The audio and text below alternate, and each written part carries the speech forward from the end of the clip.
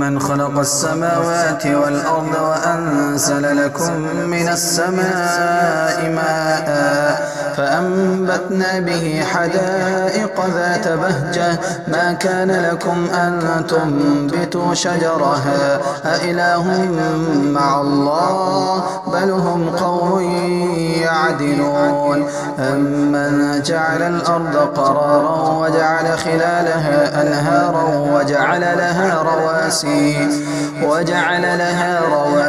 وجعل بين البحرين حاجزا أإله مع الله بل أكثرهم لا يعلمون أمن يجيب المضطر إذا دعاه ويكشف السوء ويجعلكم خلفاء الأرض أإله مع الله قليلا ما تذكرون أمن يهديكم في ظلمات البر والبحر ومن يرسل الرياح بشرا بين يدي رحمته أإله مع الله تعالى الله عما يشركون أمن يبدأ الخلق ثم يعيده ومن يرزقكم من السماء والأرض أإله مع الله قل هاتوا برهانكم إن كنتم صادقين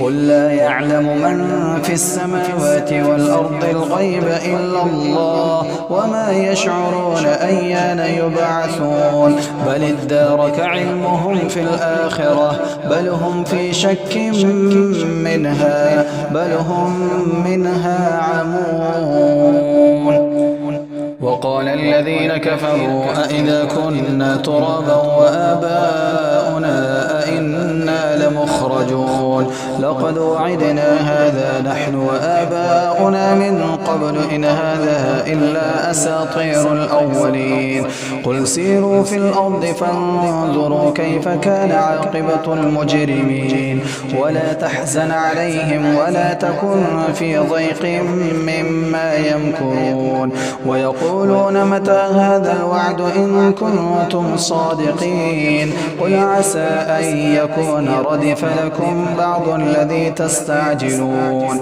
وإن ربك لذو فضل على الناس ولكن أكثرهم لا يشكرون وإن ربك لذو فضل على الناس ولكن أكثرهم لا يشكرون وإن ربك ليعلم ما تكن صدورهم وما يعلنون وما من غائبة في السماء والأرض إلا في كتاب مبين إن هذا القرآن يقص على بني إسرائيل أكثر الذي هم فيه يختلفون وإنه لهدى ورحمة للمؤمنين إن ربك يقضي بينهم بحكمه وهو العزيز العليم فتوكل على الله إنك على الحق المبين إنك لا تسمع الموتى ولا تسمع الصم الدعاء إذا ولوا مدبرين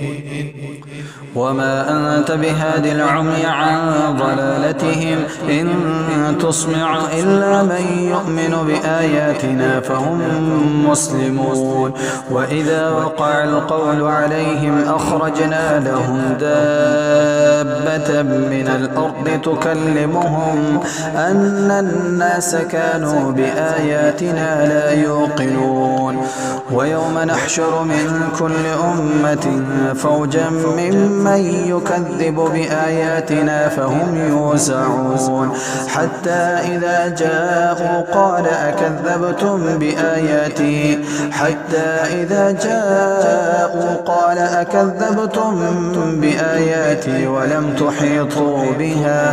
ولم تحيطوا بها علما أم ماذا كنتم تعملون ووقع القول عليهم بما ظلموا فهم لا ينطقون ألم يروا أنا جعلنا الليل ليسكنوا فيه والنهار مبصرا إن في ذلك لآيات لقوم يؤمنون ويوم ينفخ في الصور ففزع من في السماوات ومن في الأرض إلا من شاء الله وكل أتوه داخرين وترى الجبال تحسبها جامدة وهي تمر مر السحاب صنع الله الذي أتقن كل شيء إنه خبير بما تفعلون من جاء بالحسنة فله خير منها وهم من فزع يومئذ آمنون ومن جاء بالسيئة فكبت وجوههم في النار هل تجزون إلا ما كنتم تعملون إنما أمرت أن أعبد رب هذه البلدة الذي حرمها وله كل شيء وأمرت أن أكون من المسلمين وأن أتلو القرآن فمن اهتدى فإنما يهتدي لنفسه ومن ضل فقل إنما أنا من المنذرين وقل الحمد لله سيريكم آياته فتعرفونها وما ربك بغافل عما تعملون بسم الله الرحمن الرحيم طاسيم تلك آيات الكتاب المبين نتلو عليك من نبأ موسى وفرعون بالحق لقوم يؤمنون إن فرعون علا في الأرض وجعل أهلها شيعا يستضعف طائفة منهم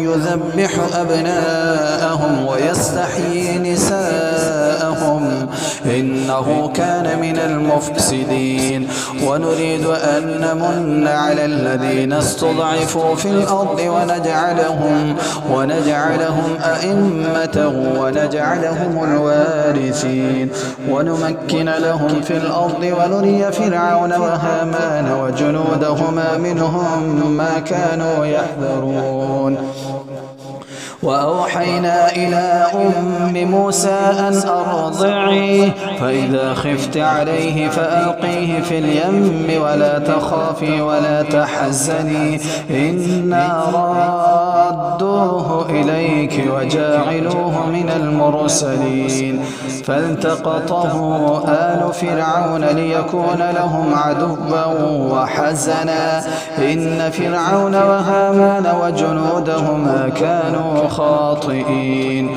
وقالت امرأة فرعون قرة عين لي ولك لا تقتلوه عسى أن ينفعنا أو نتخذه ولدا وهم لا يشعرون وأصبح فؤاد أم موسى فارغا إن كادت لتبدي به لولا أن ربطنا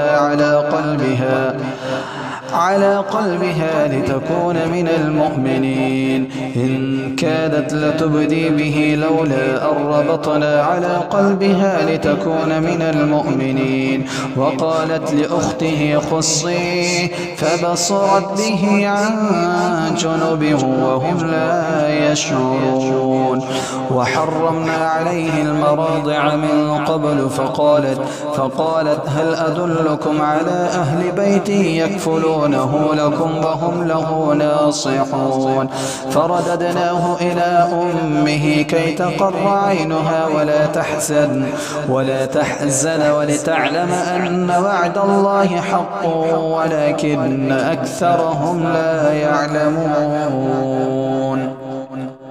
ولما بلغ أشده واستوى آتيناه حكما وعلما وكذلك نجزي المحسنين ودخل المدينة على حين غفلة من أهلها فوجد فيها رجلين يقتتلان هذا من شيعته وهذا من عدوه فاستغاثه الذي من شيعته على الذي من عدوه فوكسه موسى فقضى فقضى عليه. قال هذا من عمل الشيطان إنه عدو مضل مبين.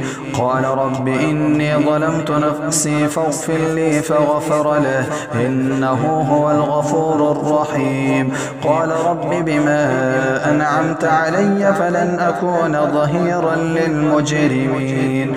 فأصبح في المدينة خائفا يترقب فإذا الذي استنصره بالأمس يستصرخه. قال له موسى إنك لغوي مبين. فلما أن أراد أن يبطش بالذي هو عدو لهما قال يا موسى أتريد أن تقتلني كما قتلت نفسا بالأمس إن تريد إلا أن تكون جبارا في الأرض وما تريد أن تكون من المصلحين.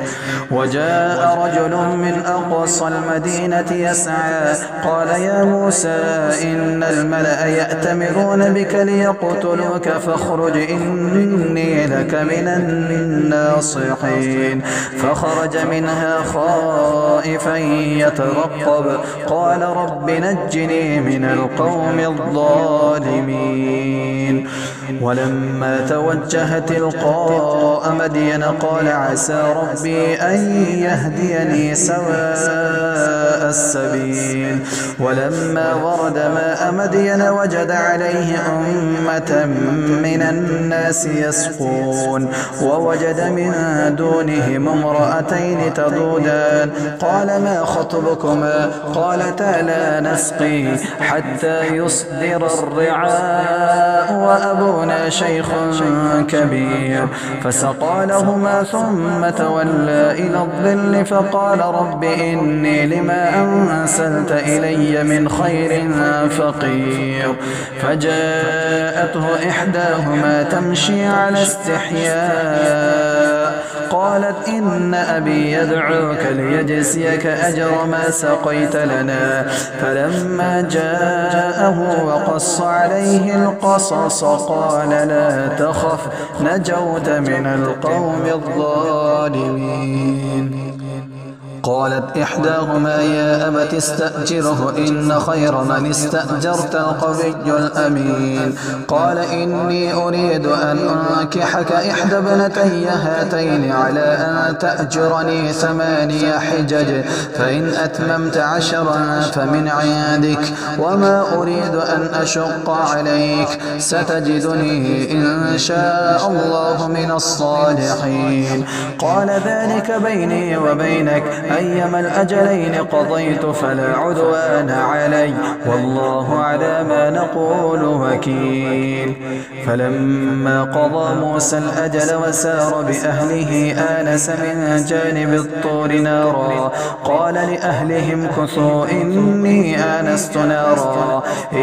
آنست نارا لعلي آتيكم منها بخبر أو جذوة من النار لعلكم تصطلون. فلما أتاها نودي من شاطئ الوادي الأيمن في البقعة المباركة من الشجرة أن يا موسى إني أنا الله رب العالمين وأن ألق عصاك. فلما رآها تهتز كأنها جان ولا مدبرا ولم يعقب يا موسى أقبل ولا تخف إنك من الآمنين. اسلك يدك في جيبك تخرج بيضاء من غير سوء واضمم إليك جناحك من الرهب فذلك برهانان من ربك إلى فرعون وملئه إنهم كانوا قوما فاسقين.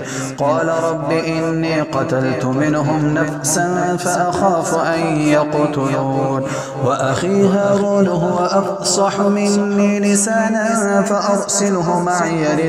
فأرسله معي يرد أن يصدقني إني أخاف أن يكذبون. قال سنشد عضدك بأخيك ونجعل لكما سلطانا فلا يصلون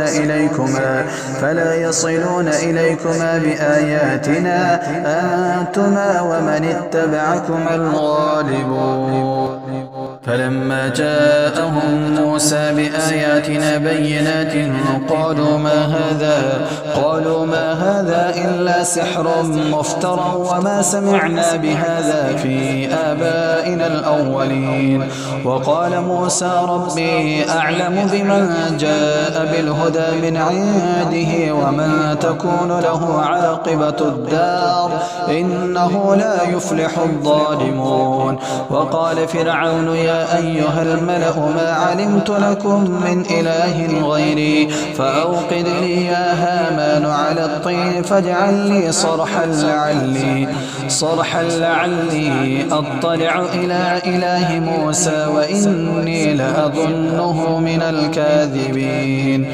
واستكبر هو وجنوده في الأرض بغير الحق وظنوا أنهم إلينا لا يرجعون. فأخذناه وجنوده فنبذناهم في اليم فانظر كيف كان عاقبة الظالمين. وجعلناهم أئمة يدعون إلى النار ويوم القيامة لا ينصرون. وأتبعناهم في هذه الدنيا لعنة ويوم القيامة هم من المقبوحين.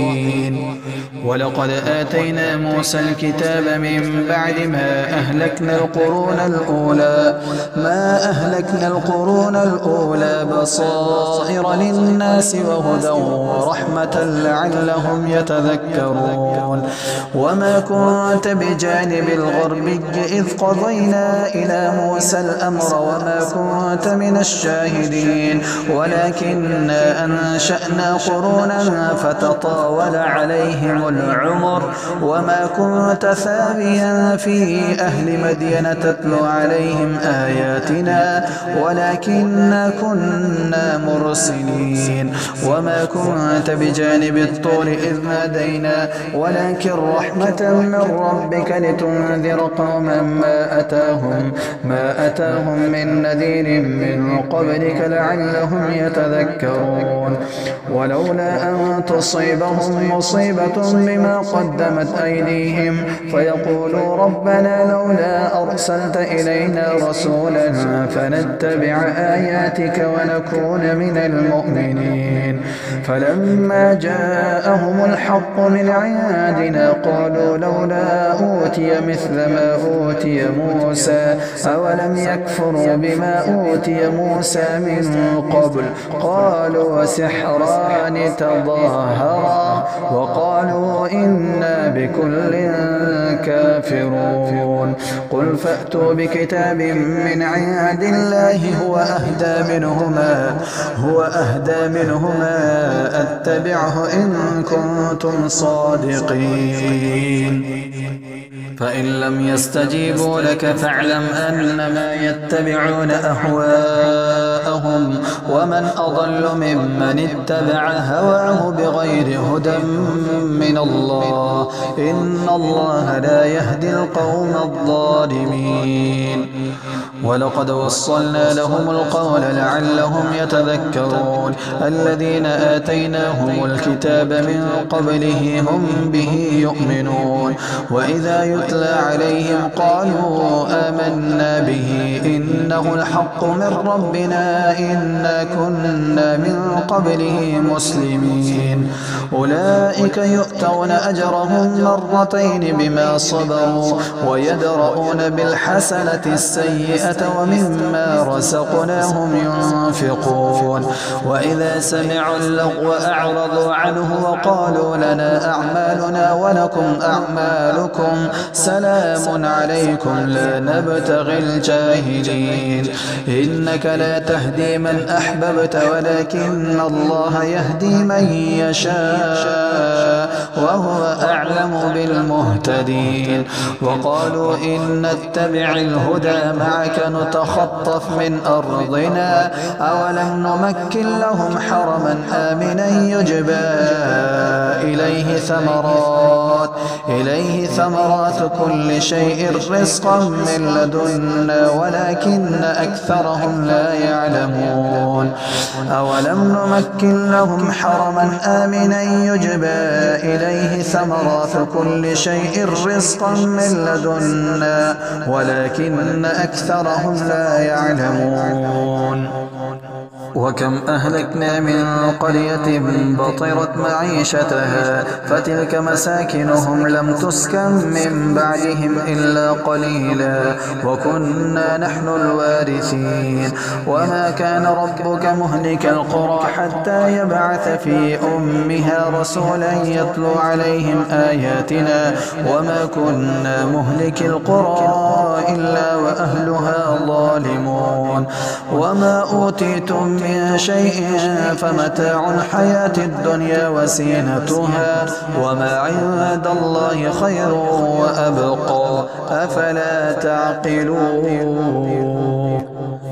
أفمن وعدناه وعدا حسنا فهو لاقيه كمن متعناه متاع الحياة الدنيا ثم هو يوم القيامة من المحضرين ويوم يناديهم فيقول أين شركائي الذين كنتم تزعمون قال الذين حق عليهم القول ربنا هؤلاء الذين أغويناهم كما غوينا تبرأنا إليك ما كانوا إيانا يعبدون وقيل ادعوا شركاءكم فدعوهم فلم يستجيبوا لهم ورأوا العذاب لو أنهم كانوا يهتدون ويوم يناديهم فيقول ماذا أجبتم المرسلين فعميت عليهم الأنباء يومئذ فهم لا يتساءلون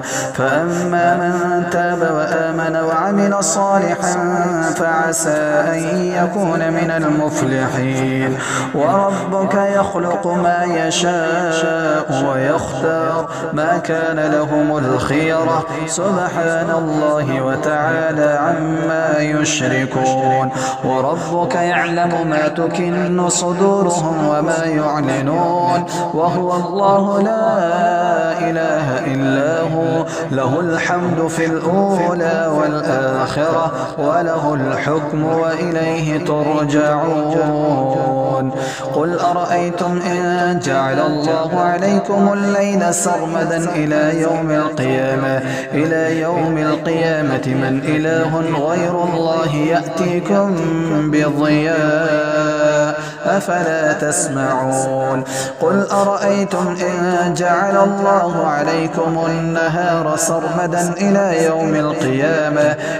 يوم القيامة من إله غير الله يأتيكم بليل تسكنون فيه أفلا تبصرون ومن رحمته جعل لكم الليل والنهار لتسكنوا فيه ولتبتغوا من فضله ولعلكم تشكرون ويوم يناديهم فيقول أين شركائي الذين كنتم تزعمون ونزعنا من كل أمة شهيدا فقلنا هاتوا برهانكم فعلموا أن الحق لله وضل عنهم ما كانوا يفترون إن قارون كان من قوم موسى فبغى عليهم وآتيناه من الكنوز ما إن مفاتحه لتنوء بالعصبة أولي القوة إذ قال له قومه لا تفرح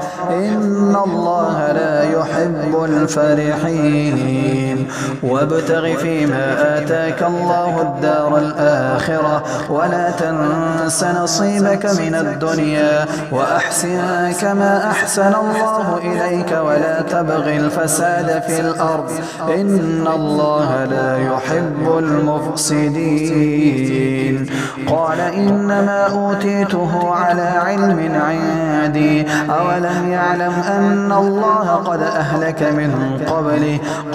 وأهلك من قبله من القرون من هو أشد منه قوة وأكثر جمعا ولا يسأل عن ذنوبهم المجرمون. فخرج على قومه في زينته قال الذين يريدون الحياة الدنيا يا ليت لنا مثل ما أوتي قارون إنه لذو حظ عظيم. وقال الذين أوتوا العلم ويلكم ثواب الله خير لمن آمن وعمل صالحا ولا يلقاها إلا الصابرون. فخسفنا به وبداره الأرض فما كان له من فئة ينصرونه من دون الله وما كان من المنتصرين. وأصبح الذين تمنوا مكانه بالأمس يقولون ويك أن الله يبسط الرزق لمن يشاء من عباده ويقدر لولا أمن الله علينا لخسف بنا ويك أنه لا يفلح الكافرون. تلك الدار الآخرة نجعلها للذين لا يريدون علوا في الأرض ولا فسادا والعاقبة للمتقين. من جاء بالحسنة فله خير منها ومن جاء بالسيئة فلا يجزى الذين عملوا السيئات إلا ما كانوا يعملون. إن الذي فرض عليك القرآن لرادك إلى معاد قل ربي أعلم من جاء بالهدى ومن هو في ضلال مبين. وما كنت ترجو أن يلقى إليك الكتاب إلا رحمة من ربك فلا تكونن ظهيرا للكافرين ولا يصدنك عن آيات الله بعد إذ أنزلت إليك وادع إلى ربك ولا تكونن من المشركين. ولا تدع مع الله إلها آخر لا إله إلا هو كل شيء هالك إلا وجهه له الحكم وإليه ترجعون. بسم الله الرحمن الرحيم. ألف لام ميم. أحسب الناس أن يتركوا أن يقولوا آمنا وهم لا يفتنون. ولقد فتنا الذين من قبلهم فليعلمن الله الذين صدقوا وليعلمن الكاذبين. أم حسب الذين يعملون السيئات أن يسبقونا ساء ما يحكمون. من كان يرجو لقاء الله فإن أجل الله لآت وهو السميع العليم. ومن جاهد فإنما يجاهد لنفسه إن الله لغني عن العالمين. والذين آمنوا وعملوا الصالحات لنكفرن عنهم سيئاتهم ولنجزينهم أحسن الذي كانوا يعملون. ووصينا الإنسان بوالديه حسنا وإن جاهداك لتشرك بي ما ليس لك به علم فلا تطعهما إلي مرجعكم فأنبئكم بما كنتم تعملون. والذين آمنوا وعملوا الصالحات لندخلنهم في الصالحين.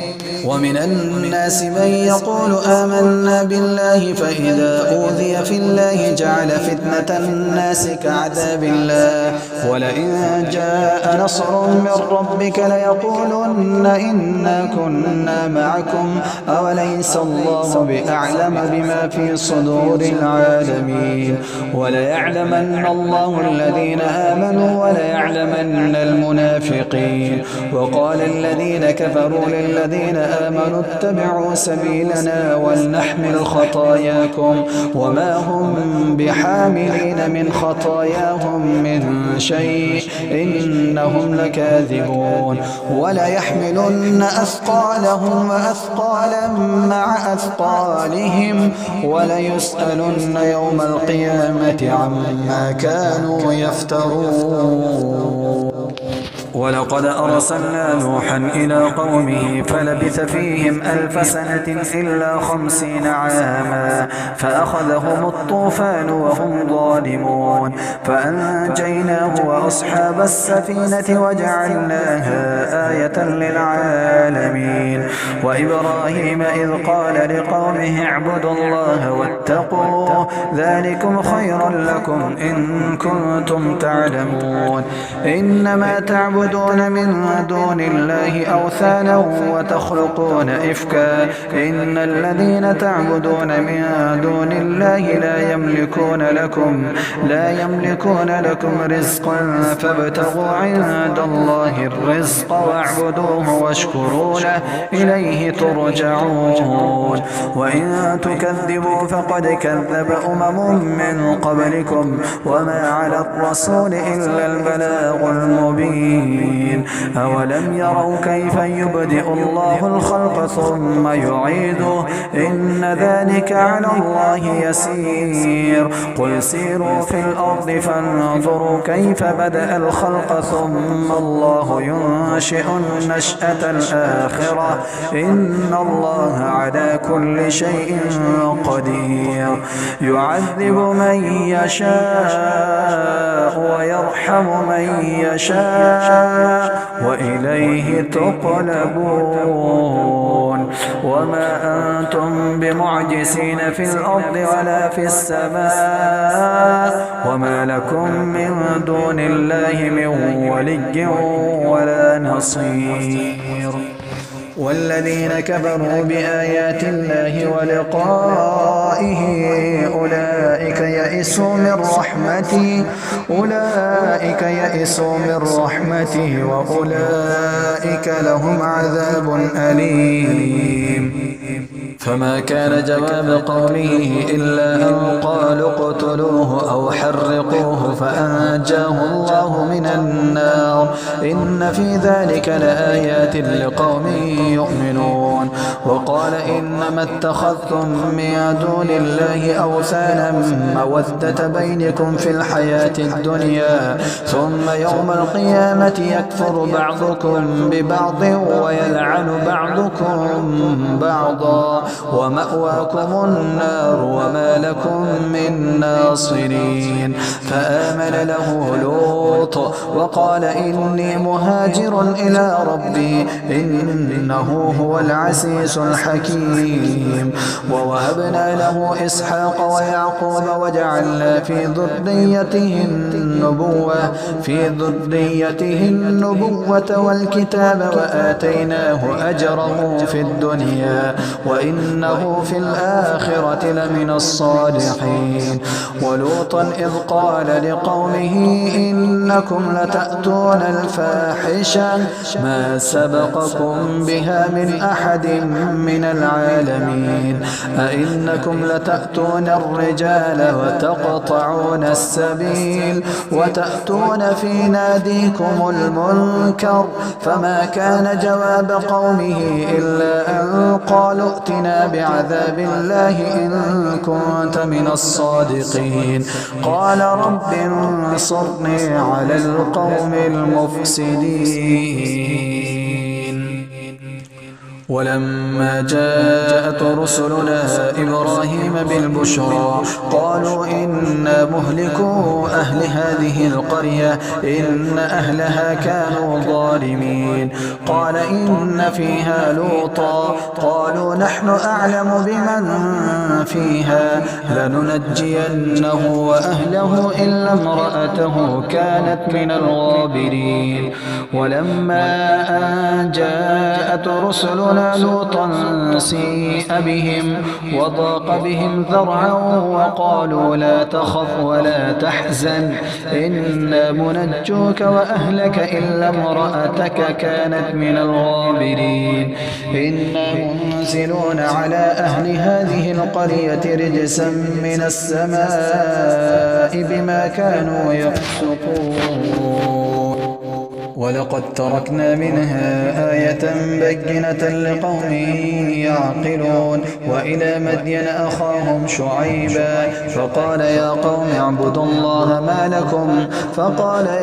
اعبدوا الله وارجوا اليوم الآخر ولا تعثوا في الأرض مفسدين وإلى مدين أخاهم شعيبا فقال يا قوم اعبدوا الله وارجوا اليوم الآخر ولا تعثوا في الأرض مفسدين فكذبوه فأخذتهم الرجفة فأصبحوا في دارهم جاثمين وعادا وثمود وقد تبين لكم من مساكنهم وزين لهم الشيطان أعمالهم فصدهم عن السبيل وكانوا مستبصرين وقارون وفرعون وهامان ولقد جاءهم موسى بالبينات فاستكبروا في الأرض وما كانوا سابقين فكلا أخذنا بذنبه فمنهم من أرسلنا عليه حاصبا ومنهم من أخذته الصيحة ومنهم من خسفنا به الأرض ومنهم من أغرقنا وما كان الله ليظلمهم ولكن كانوا أنفسهم يظلمون مثل الذين اتخذوا من دون الله أولياء كمثل العنكبوت اتخذت بيتا وإن أوهن البيوت لبيت العنكبوت لو كانوا يعلمون إن الله يعلم ما يدعون من دونه من شيء وهو العزيز الحكيم وتلك الأمثال نضربها للناس وما يعقلها إلا العالمون خلق الله السماوات والأرض بالحق إن في ذلك لآية للمؤمنين